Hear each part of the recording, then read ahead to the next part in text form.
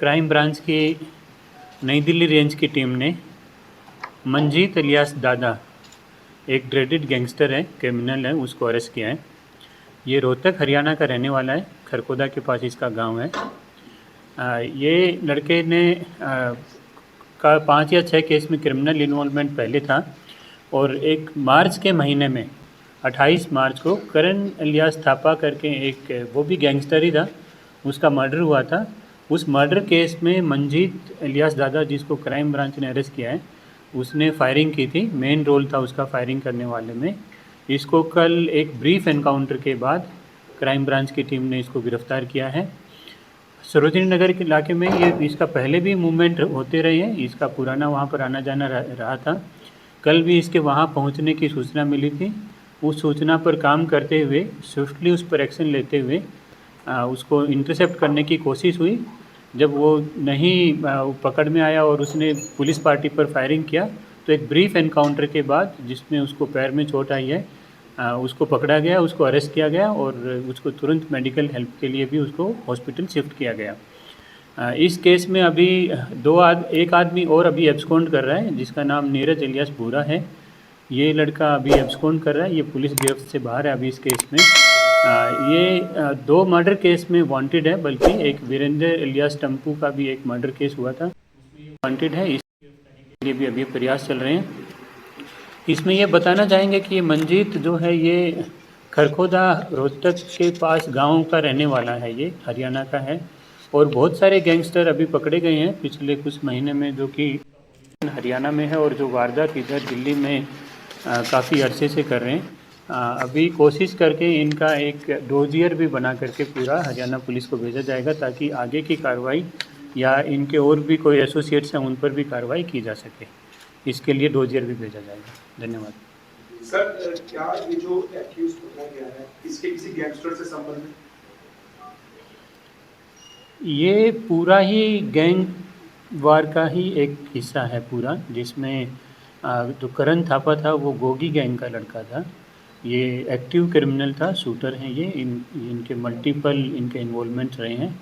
और जो ये लड़का है मंजीत इलियास दादा है, ये टिल्लू ताजपुरिया, उसका जो अपोजिट राइवल गैंग है, उस गैंग का ये लड़का है, उसका शूटर है रादर। और इस शूटर को, इस गैंग को, जो टिल्लू ताजपुरिया का तो मर्डर हो गया था, उसके बाद दीपक, एक पाकसमा गांव है, वो भी रोहतक में ही है, दीपक ने उस गैंग को टेक ओवर कर लिया है। ये एब्सकॉन्ड कर रहा है अभी। तो इनकी भी हरियाणा में काफ़ी इनका एक्टिव इन्वॉल्वमेंट है और हरियाणा में काफ़ी इनका नोटोरियस ये रहा है, बैकग्राउंड रहा है। अब दीपक के डायरेक्शंस पर ये लोग अटैक कर रहे थे अभी। ये जो करण थापा का भी हुआ, तो ये दीपक पाकसमा के इंस्टेंस पर इसका मर्डर हुआ है। इसमें और भी मैं बताना चाहूँगा कि जो मंजीत और जो नीरज भूरा हैं, इन लोगों ने 2-3 जगह पर अभी पुलिस को भी चकमा दिया है और 2-3 जगह इन्होंने रैकी भी की है अभी। एक बुढ़पुर गांव है, दिल्ली का ये गांव है, वहाँ भी इन्होंने एक किसी आदमी की रैकी की थी। और इसके अलावा 2-3 जगह मेट्रो स्टेशन में भी इन्होंने रैकी की है, जिस पर पुलिस काम कर रही है आगे भी, और इसमें और भी गिरफ्तारी संभव होगी। धन्यवाद सर। ये जो गैंग है हरियाणा से ऑपरेट कर रहा है या दिल्ली से?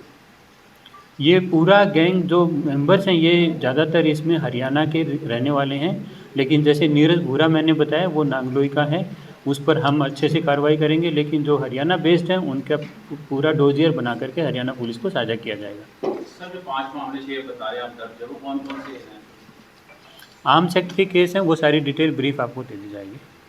सर, ये जो फायरिंग हुई, कितने आपकी तरफ से गोली चली, कितने उसने चलाई? आपकी तरफ से कितने फायर और उन्होंने कितनी गोली चलाई? वो बता दिया जाएगा, अभी बता देंगे। सर, हर अपराधी के हाथ में असलहा मिलता है। अब हर घर में जांच तो हो नहीं सकती, ना इतनी फोर्स है, तो सर इसका हल क्या है?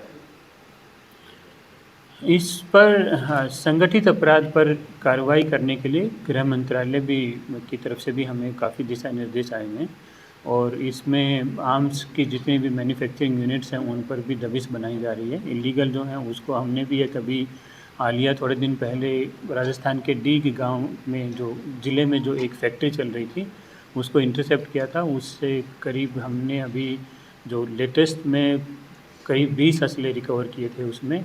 इसमें और भी प्रयास चल रहे हैं जिसमें कार्ट्रिज की सप्लाई को किसी तरीके से ट्रैक किया जाए, उस पर भी प्रयास चल रहा है, जिससे कि इसकी प्रॉपर मॉनिटरिंग हो सके और इस पर नकेल कसी जा सके। इसके अलावा जो गैंग वार से जो संबंधित केस है, क्योंकि ये जो केस है ये गैंग वार से संबंधित हैं, तो गैंग वार से संबंधित जो केस जितने भी हैं या जो भी लड़के उसमें शामिल हैं, उन पर कार्रवाई के लिए भी गृह मंत्रालय के निर्देश अनुसार आगे की कार्रवाई लगातार जारी है इसमें, और आगे भी अच्छे परिणाम देखने को मिलेंगे। सर, तीन जो और उनके टारगेट में लोग हैं क्या, वो थे या कोई और लोग थे? गैंग के तो टारगेट ज़रूर थे, होगी तो मैं नहीं कहूँगा, लेकिन गैंगस्टर्स जितने भी थे वो तो टारगेट में हैं इनके, या गैंग के साथ जो एसोसिएट लड़के हैं या उनके जो सिंपैथाइजर रहे हैं उनके वो साथ जुड़े हुए तो हैं, इसमें कोई वो नहीं। सर, दूसरे राज्यों से अपराधी आके दिल्ली में वारदात को अंजाम दे जाते हैं, लेकिन सर क्या ये सीमा जो है दिल्ली की, उस पर सुरक्षा की सवाल के घेरे में नहीं आती? आपस में बॉर्डर्स दो स्टेट के उसके ऊपर कमेंट करना ठीक नहीं रहेगा।